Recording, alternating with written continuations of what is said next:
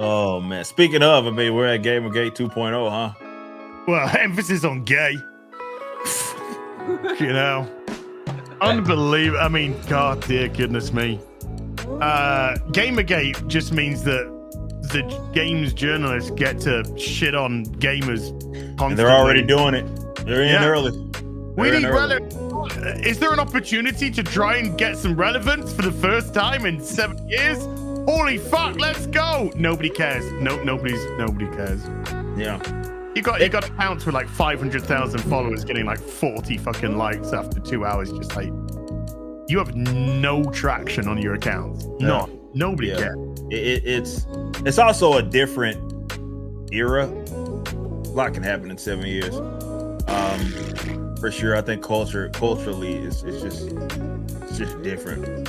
And yeah, they've lost so far. I don't know how they're gonna turn the tide, but the journals are giving it a shot. What was homie from GameSpot, or was it GameSpot?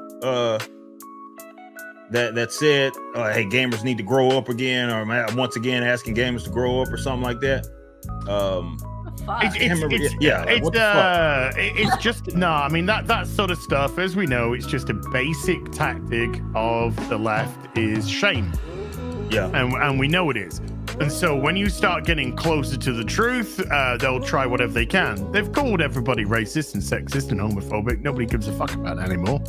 Entertainment is the only product where they say the audience isn't good enough for the product. That is insane to me. No sense to me. Like, if people want to see Lara Croft with big boobs, fucking give it to them. She's not real. It's supposed to be fantasy fulfillment. I want to play a rich, beautiful chick with no worries, that has no problems in her life, to the fact that she goes and digs up artifacts. Yeah, that is fucking cool. Yeah. I mean, she's a sexy, what's his face? Indiana Jones? Yeah, she is. Like, I remember the Mortal Kombat where if you got everything, you got Melina, and she was just wearing this little bandage. Mortal Kombat 10. Yeah, and I love Melina. And then I got Mortal Kombat 11, and it was like Mortal Kombat Monastery.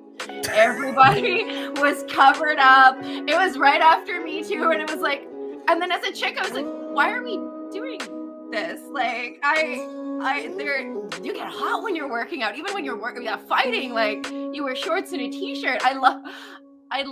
I mean, like, as a girl, I loved talking. Animation. I loved all of that stuff. I thought it was funny. It didn't hurt me. I was like, boobs are cool, but like, the female insecurity is insane because we don't have men looking at Wolverine and be like, well, that's an unrealistic body type. Right. Yeah, it is. Well, that's awesome. Once upon a time, we had people in the industry that knew how to cater to the power fantasy, whether it was the male power fantasy or the female power fantasy. Now, the industries are being co-opted by the very people that used to get mad because they can't see themselves in it because they're selfish. So instead of people understanding and giving them what they want, they wanted to give people them, which nobody wants. So now they're in the industry going, oh no, you got to look like me. I mean, Sweet Baby Inc. themselves the CEO said, stop catering towards your core demographic. Yeah. You need to start catering essentially to her, a fraction minority, and give them my story, because they're fucking raving narcissists.